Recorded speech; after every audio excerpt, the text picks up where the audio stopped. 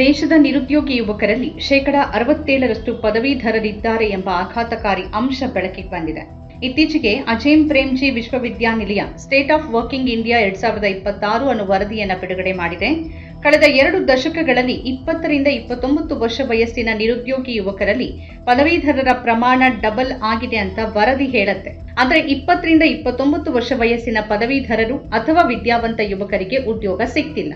ಈ ಸಂಖ್ಯೆ 20 ವರ್ಷಗಳಲ್ಲಿ ದ್ವಿಗುಣಗೊಂಡಿದೆ. ಸ್ವಾತಂತ್ರ್ಯದ ನಂತರ ಭಾರತ ಈಗ ಅತಿ ಹೆಚ್ಚು ವಿದ್ಯಾವಂತ ನಿರುದ್ಯೋಗಿಗಳನ್ನ ಹೊಂದಿದೆ. BA, BSc, BTech, BPharm ಮತ್ತು BBA ನಂತಹ ಕೋರ್ಸ್ಗಳನ್ನು ಪೂರ್ಣಗೊಳಿಸಿದ ಪದವೀಧರರಿಗೆ ಉದ್ಯೋಗ ಸಿಗ್ತಿಲ್ಲ ಅನ್ನೋದನ್ನ ವರದಿ ಎತ್ತಿ ತೋರಿಸುತ್ತೆ. ಭಾರತ ತನ್ನ ಯುವಕರಿಗೆ ಉನ್ನತ ಶಿಕ್ಷಣಕ್ಕೆ ಹೆಚ್ಚು ಅವಕಾಶ ಮಾಡಿರುವ ಸಮಯದಲ್ಲಿ ಇದು ಸಂಭವಿಸಿದೆ ಅಂತ ವರದಿ ಹೇಳುತ್ತೆ. ಅಂದ್ರೆ ಶಿಕ್ಷಣದ ಬಗ್ಗೆ ಹೆಚ್ಚು ಗಮನ ಕೊಡಲಾಗಿದೆ. ಎಲ್ಲರೂ ಓದ್ತಿದ್ದಾರೆ, ಕಷ್ಟಪಟ್ಟು ಓದಿ ಯುವಕರು ಪದವಿ ಪಡೆದಿದ್ದಾರೆ, ಆದರೆ ಅವರಿಗೆ ಯಾವುದೇ ಉದ್ಯೋಗಗಳಿಲ್ಲ. ಸುಶಿಕ್ಷಿತ ಯುವಜನತೆಯಲ್ಲಿ ಸುಮಾರು 40% ಪದವೀಧರರು ಉದ್ಯೋಗ ಪಡೆಯಲು ಸಾಧ್ಯವಾಗದೆ ಸಂಕಷ್ಟ ಎದುರಿಸುತ್ತಿದ್ದಾರೆ. ಹೆಚ್ಚುತ್ತಾ ಇರುವ ಶೈಕ್ಷಣಿಕ ಅರ್ಹತೆ ಮತ್ತು ಲಭ್ಯವಿರುವ ಉದ್ಯೋಗಾವಕಾಶಗಳ ನಡುವಿನ ಗಂಭೀರ ಅಂತರವನ್ನ ಈ ವರದಿ ಎತ್ತಿ ತೋರಿಸಿದೆ. 2004ರಲ್ಲಿ ನಿರುದ್ಯೋಗಿ ಯುವಕರಲ್ಲಿ ಸರಿಸುಮಾರು 32% ಮಂದಿ ಪದವೀಧರರಾಗಿದ್ರು. ಆದರೆ 19 ವರ್ಷಗಳಲ್ಲಿ ವಿದ್ಯಾವಂತರ ನಿರುದ್ಯೋಗ ದ್ವಿಗುಣಗೊಂಡಿದೆ. 2023ರಲ್ಲಿ ನಿರುದ್ಯೋಗಿ ಪದವೀಧರರ ಪ್ರಮಾಣ 67% ಏರಿದೆ. ಇದು ಮೋದಿ ಸರ್ಕಾರಕ್ಕೆ ಗಂಭೀರ ಎಚ್ಚರಿಕೆ ಗಂಟೆಯಾಗಿದೆ.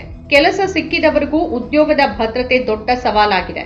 ಪದವಿ ಮುಗಿಸಿದ 1 ವರ್ಷದೊಳಗೆ ಅರ್ಧದಷ್ಟು ಯುವಕರು ಯಾವುದಾದ್ರೂ ಒಂದು ಕೆಲಸವನ್ನ ಕಂಡುಕೊಂಡ್ರು 7% ಪದವೀಧರರಿಗೆ ಮಾತ್ರ ಸ್ಥಿರ ವೇತನದ ಉದ್ಯೋಗಗಳು ದೊರೆತಿವೆ.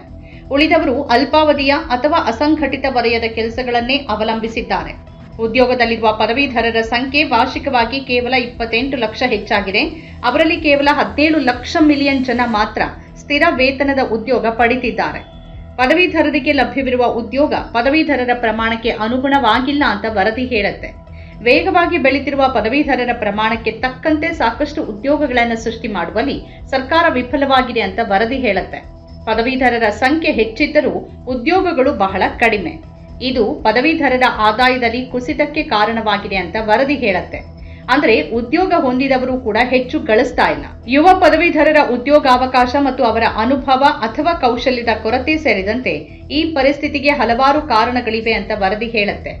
ಉದ್ಯೋಗ ಮಾರುಕಟ್ಟೆಯಲ್ಲಿ ಸ್ಪರ್ಧೆ ಬೆಳೀತಾನೆ ಇದೆ. ಇಂದಿಗೂ ದೇಶದಲ್ಲಿ 11 ಮಿಲಿಯನ್ ವಿದ್ಯಾವಂತ ಪದವೀಧರರಿಗೆ ಉದ್ಯೋಗ ಸಿಗ್ತಿಲ್ಲ. ಪದವೀಧರರು ಮತ್ತು ಪದವೀಧರರಲ್ಲದವರ ಗಳಿಕೆಯ ನಡುವಿನ ಅಂತರ ಗಮನಾರ್ಹವಾಗಿ ಹೆಚ್ಚಾಗಿದೆ ಅಂತ ವರದಿ ಹೇಳುತ್ತೆ. ವರದಿಯ ಪ್ರಕಾರ 2017ರಿಂದ ಯುವಕರ ಗಳಿಕೆಯ ಹೆಚ್ಚಳದ ವೇಗ ತಗ್ಗಿದೆ.